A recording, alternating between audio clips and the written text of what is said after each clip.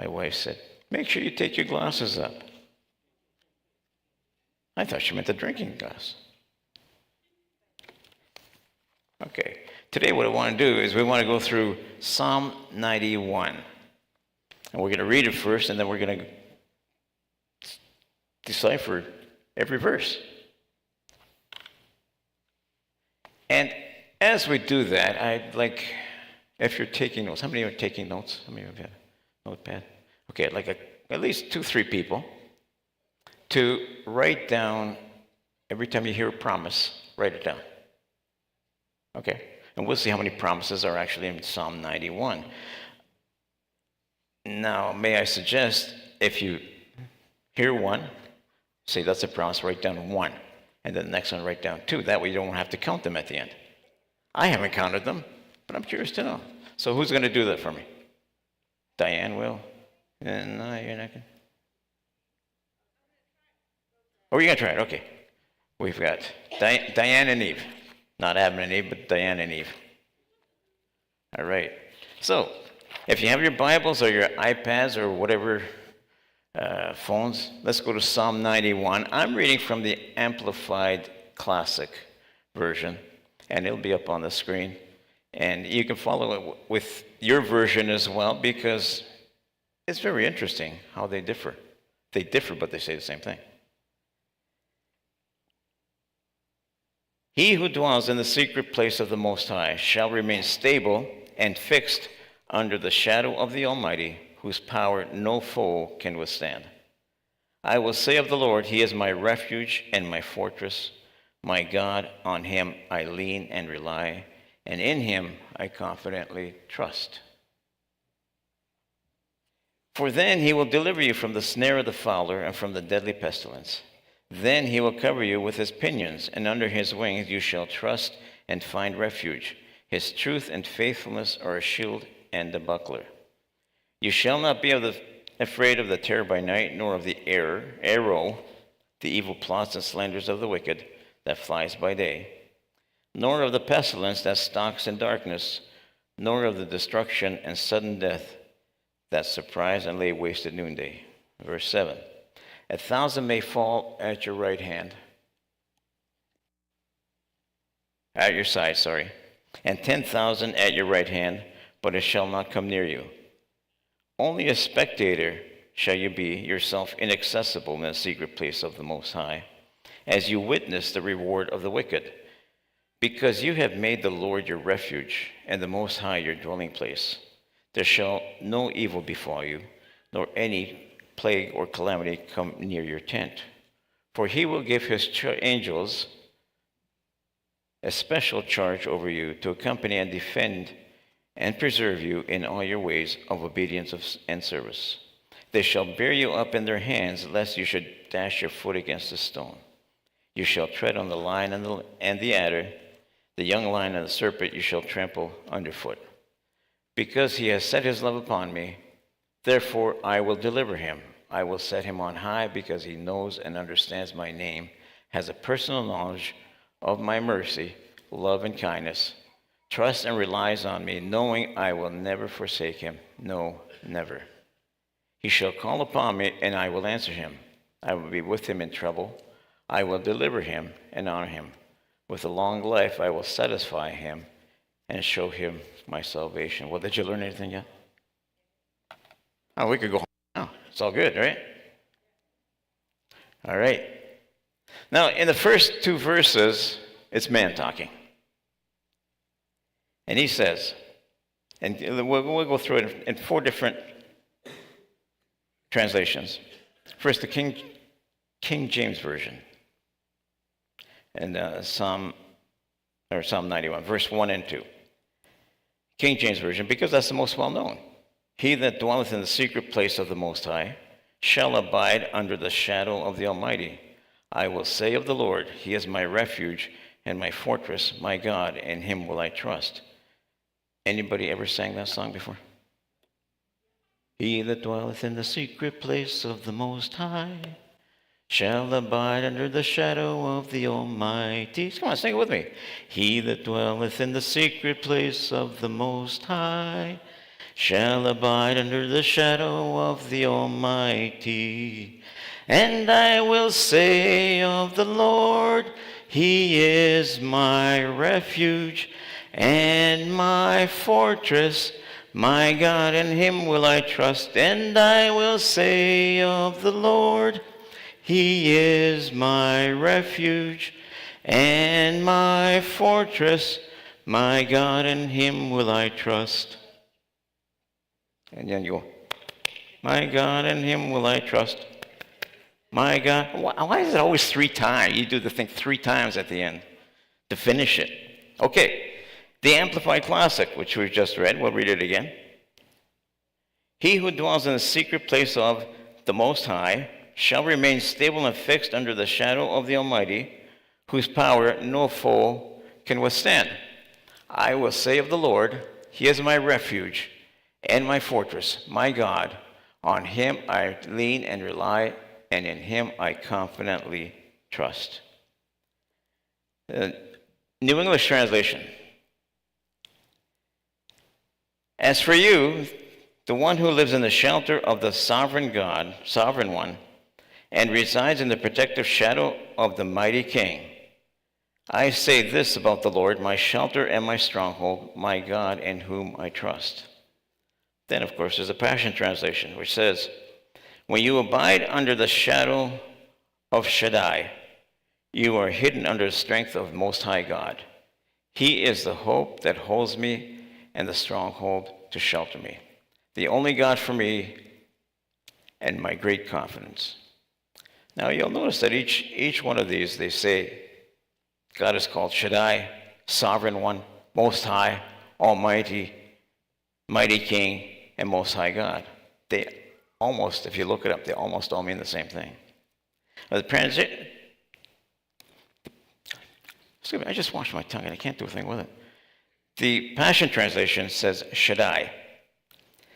And it's a Hebrew word. It's taken from a Hebrew word with many expressive meanings. It has several meanings. Now, we know, the way we know it the best is the all-sufficient one or almighty. Now, it can also mean God of the mountain. You remember when you were kids? I mean, some of you still are, I am. You used to play King of the Castle.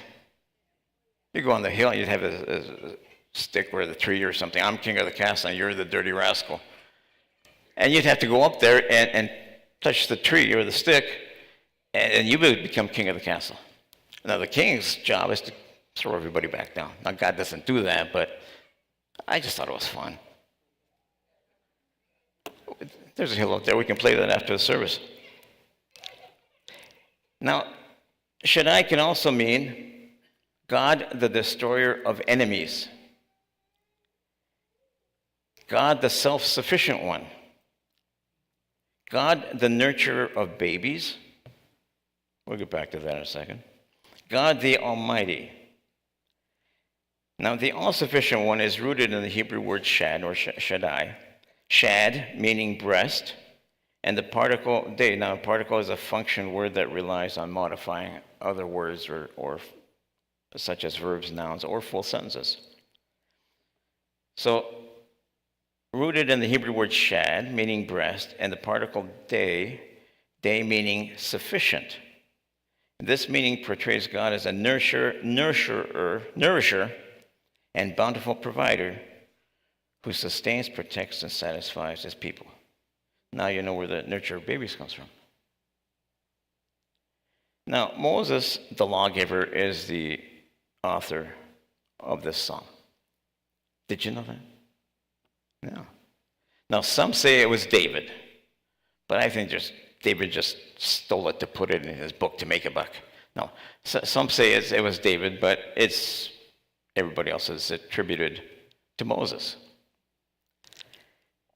And every verse, as we go through this, every verse seems to breathe the unlimited grace and mercy of God, the richness of God. Now, the whole psalm is about what happens when you place your total trust in God. What happens? Now, the rich promises of this whole chapter, they're dependent on us meeting the first two verses. And again, let me read that in Psalm 91, or the Amplified.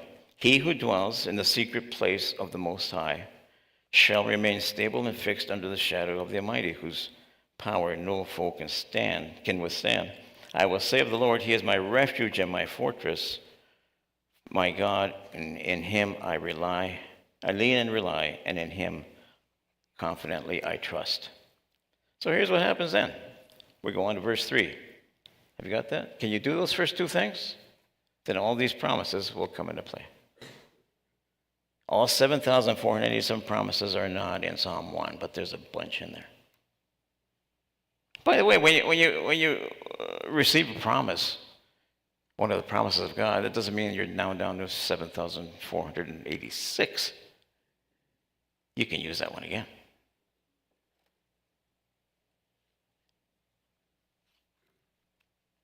It's like a line of credit. You always have the limit, but you never have to pay for it. For then He will deliver you from the snare of the fowler and from the deadly pestilence. Now, what's a fowler? It's a trapper or a hunter, somebody who goes after fowl. The Passion Translation says, He will rescue you from every hidden trap of the enemy, and He will protect you from false accusation and any deadly curse. Has any of that happened to you? Any false accusations? Oh, yeah. Oh, yeah. Verse 4. Then He will cover you with His pinions, and under His wings you shall trust and find refuge. His truth and His faithfulness are a shield and buckler. Now, what's a buckler?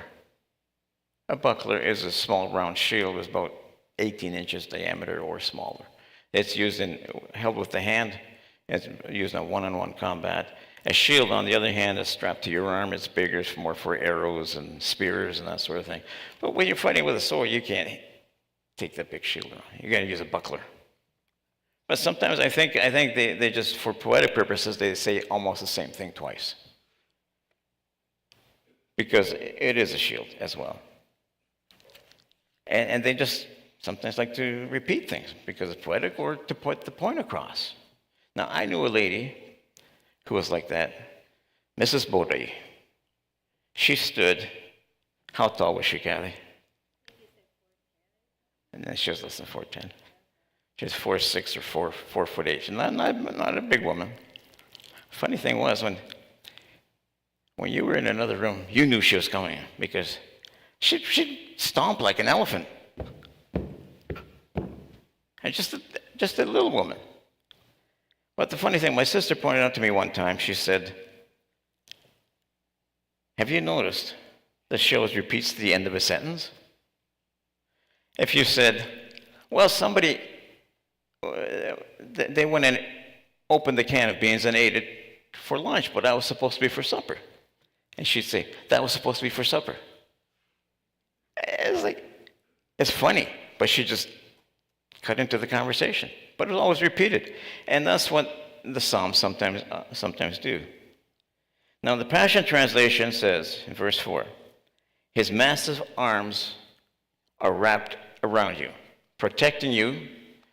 You can run under His covering of majesty and hide. His arms of faithfulness are a shield, keeping you from harm. Now, earlier He said, He will cover you with His pinions. What's a pinion? They're also wings. Again, they like to repeat themselves. Now, this is also found in the next phrase, under His wings, which speaks not of God having wings, but of the wings of the cherubim resting on the mercy seat. The implication is that we can always come to the mercy seat and rest without fear. Verse 5, You shall not be afraid of the terror of the night, nor of the arrow, the evil plots and slanders of the wicked that flies by day. Passion Translation, You will never worry about an attack of demonic forces at night, nor have to fear a spirit of darkness coming against you. Now they're saying the same thing. I mean, how many of you had arrows flying past you in the day? Spears?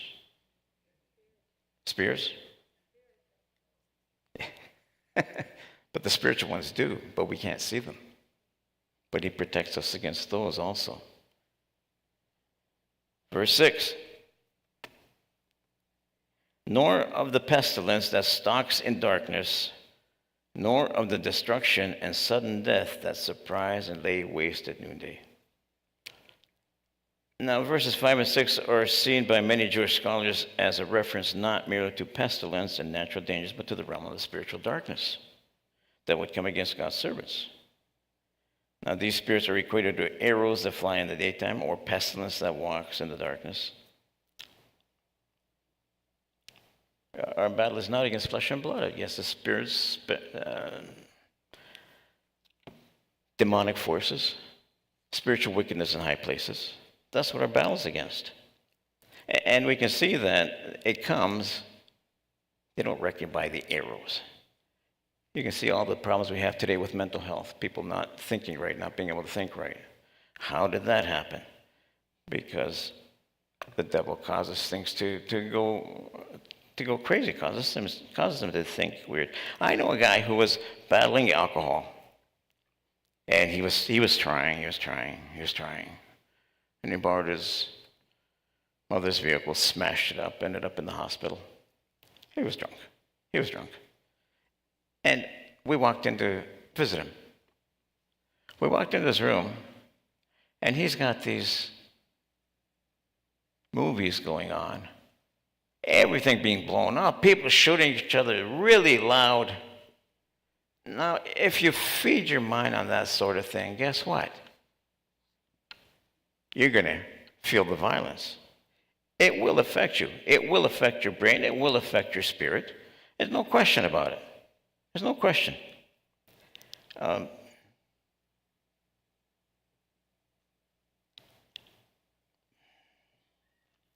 So the devil messes up everything. He puts things in, says, make this crazy movie, and you make this crazy, and they say, oh yeah, that sounds good. I can make some money on it. The love of money is the root of all evil, right? And he does that in different ways. He says, oh, look at this. Oh, check that out. Oh, go over there. There's a nice bar over there. Now, he causes people to open the bar, and then it looks real nice, so people go in there. On and on we go. And also, we have not just mental health, but challenged relationships caused by strife and unforgiveness. Where does strife and unforgiveness come from? It's a spirit. And we have fear. That's also a spirit. Satan's influence on the world of the media and people, all of which can come against you. So that's why we have to guard our minds and our hearts in Christ Jesus.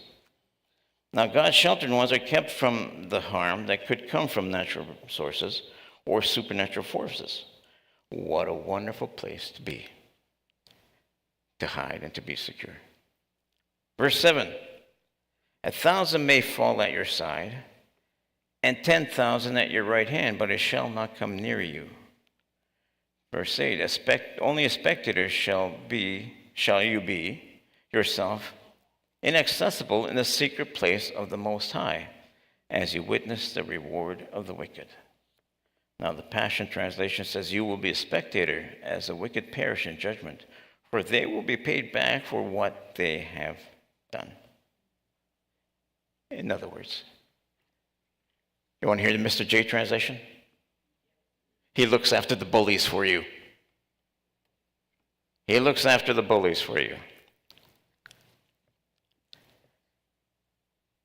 I remember my brother Tom, when I was a kid, yeah, you always get picked on, right? I'm sure many of you got picked on here or there, but there's some stupid. It was always a guy who was rough, and he was 3 years older than yourself, or 4 years, and he's picking on you. Sure, easy prey, right? And anyway, so one time this guy kept picking on me, and I was about 11, 12. And this guy was about 16. and still riding a bike, wears sunglasses all the time, and a goofy-looking vest. And so I told my brother Tom, he's 5 years older than me, 5.5 years. And he says, okay, tomorrow we'll go up there, and I'll beat him up for you. So guess what? The next day we got in the car, and he had his license, so we drive. I says, that's the guy over there. So he stops the car. He says, hey, you, come here. And he said, yes, sir, you're calling me? He's 17. Being called sir. Yeah, you've been picking on my brother? Oh, me, I don't think I know your brother, sir. It's so funny that I think I had him by the scruff of the neck. It scared the heck out of him. He never bothered me after that. But that's what God does to your bullies. I had another guy one time, we were going skating, public skating. And after the skating, I'm in the washroom and changing my skates, and I got on my handkerchief because my nose, you get in the cold and the warm, your nose runs. Well, mine does anyways. And then this guy said, hey, put that thing away. I said, and he comes over and he punches me in the nose. So my brother Tom happened to be there in the arena. I went on and I told him. So he says, hey, you. And same thing. You, sir? You don't touch my brother again, or I'm going to beat the, expressive deleted out of you. A couple of weeks ago, we were at Storybook Gardens. Do you remember that, Kathy? We were at Storybook Gardens. And we were over by the splash pad. Yeah, all these kids having fun. It was a great splash pad. And they have a machine over there. A machine, it looks like an angelfish. It was, same shape, about that big, but totally flat, and it swivels around, and it has a trigger on it. You could shoot water with it. So watching these two kids, they were brothers, about 9 and 11 years old, I'd say. And I saw them shoot you, Kathy, and my two granddaughters, because they're just shooting everybody. Yeah, they're walking around, so they're just shooting everybody. And I'm watching them. And they were taking aim. Like the younger one said, get that one over there. So he turned that way, pull the trigger, and shoot them with the water. And I'm thinking, I don't like this. These guys are being bullies. So the other time, after that, I saw them. There's a 3-year-old, about a 3-year-old girl, waiting at the other end of the splash pad. The younger one says, points at her. Next thing you know, the other one's squirting at her.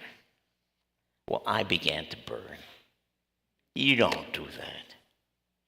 So I go over to them and I said, what the heck do you guys think you're doing? They said, what? And I said, you can't go around shooting people. Well, that's what this thing's for. I said, oh, yeah? Well, you're shooting people you don't even know. You just shot at a 3-year-old girl. You shot at my wife. You shot at my granddaughters. I said, you want me to call security? They'll throw you right out of here. Anyways, they finally settled down, and they quit. They quit. And afterwards, a young mom comes over. She says, did you just talk to those boys about... I said, yeah. She says, thank you. They're shooting my daughter. Bullies! But God watches out for the bullies. He looks after the bullies for you. Why? Because you have made the Lord your refuge and the Most High your dwelling place. Verse 9, there shall no evil befall you, nor any plague or calamity come near your tent. How many of you have tents? Yeah, tents. It means your house, your dwelling place.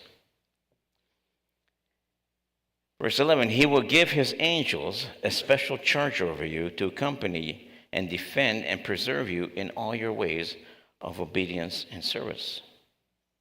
They shall bear you up in their hands, lest you dash your foot against a stone. Or some translations even say, before. They'll bear you up before you dash your foot against a stone. So you don't have to dash your foot against a stone. You don't have to break your toe. You might even go by it and not notice it was there, because the angel helped you with it. That's what they do. Verse 13, you shall tread upon the lion and the adder. The young lion and the serpent you shall trample underfoot. Now, what is an adder? Did you ever wonder what an adder is? It's the same as a buckler. What's an adder? Again, it's repeated. It's a snake. It's a poisonous snake with black diamonds on the back. Sometimes called a black diamond snake, but it's also called other things. Now, Passion Translation says, you'll even walk unharmed among the fiercest powers of darkness, trampling every one of them beneath your feet. Now, the Hebrew includes the lion, the snake, and the dragon, as these are the three great symbols of demonic power. That's why they use them. Now, verse 14. God speaks. This is God speaking. I guess he's agreeing with what Moses said. Well, let me summarize what Moses said. Because he has set his love upon me, therefore I will deliver him. I will set him on high because he knows and understands my name, has a personal knowledge of my mercy, love, and kindness, trusts and relies on me, knowing I will never forsake him. No, never. He shall call upon me, and I will answer him. I will be with him in trouble. I will deliver him and honor him. With long life I will satisfy him and show him my salvation. Now, Passion Translation. I want to read a couple more translations here. It says, for here is what the Lord has spoken to me. Because you love me, delighted in me, and have been loyal to my name, I will greatly protect you. I will answer your cry for help every time you pray, and you will feel my presence in your time of trouble. I will deliver you and bring you honor. I will satisfy you with a full life, with all that I do for you will enjoy the fullness of my salvation. The New English Translation says this. The Lord says, because he is devoted to me, I will deliver him. I will protect him because he is loyal to me. When he calls out to me, I will answer him. I will be with him when he is in trouble. I will rescue him and bring him honor. I will satisfy him with long life and let him see my salvation. Now, salvation is a term that we often just, saved, you're going to heaven. There's so much more than that.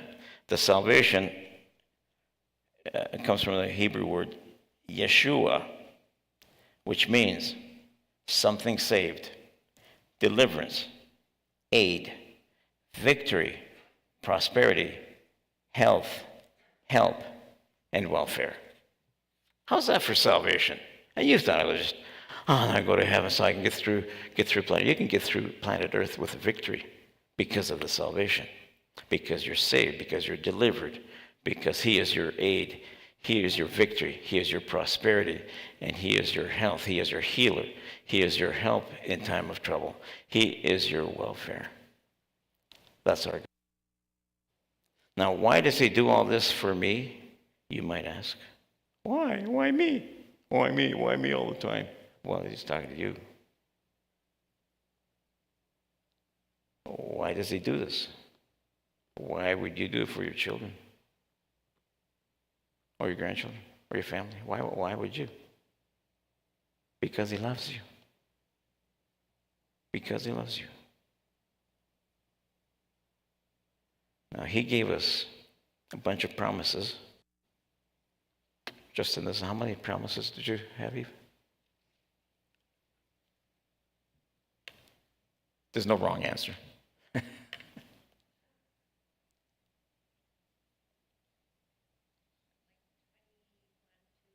21 or 22, Diane, how many did you? 26? In one chapter. In one chapter. These are the promises of God. He doesn't want us to suffer. He doesn't want us to be downbeaten. I mean, it's a tough world. I'm glad you came today. Why do you come to church? To get fed, to get built up, to get lifted up. If you don't go out of here better than when you came in, there's something wrong. It's either you're not receiving or not preaching the word right or whatever. But that's why you come. That's why we come to church. That's why we read about the things of God. That's why we hear about the things of God. Now, these verses 14 to 16, let me just read them to you out of the Message Bible. This is really cool. The Message. If you'll hold on to me for dear life, says God, I'll get you out of trouble. I'll give you the best of care if you'll only get to know and trust me. Did you get that part? If you'll only get to know and trust me. Get to know who he is. Because the closer you are to God, the more he can lavish upon you. See, you can't get close to God if you're in sin, because sin and God don't jive. They don't jive. Sin cannot stand in the presence of God. God will not go stand in the presence of sin. So get rid of your sin. If you're harboring anything, I mean, if you're imperfect, that's okay, because we all are. We all keep trying to improve. We all keep trying to get better. Anyhow, okay. Come, call me and I'll answer. I'll be at your side in bad times. I'll rescue you, then throw you a party. I'll give you a long life, give you a long drink of salvation. Is that good? He's throwing us a party. All right. Did you learn anything today? Good. Okay, now I'm going to call Kathy to come and give us the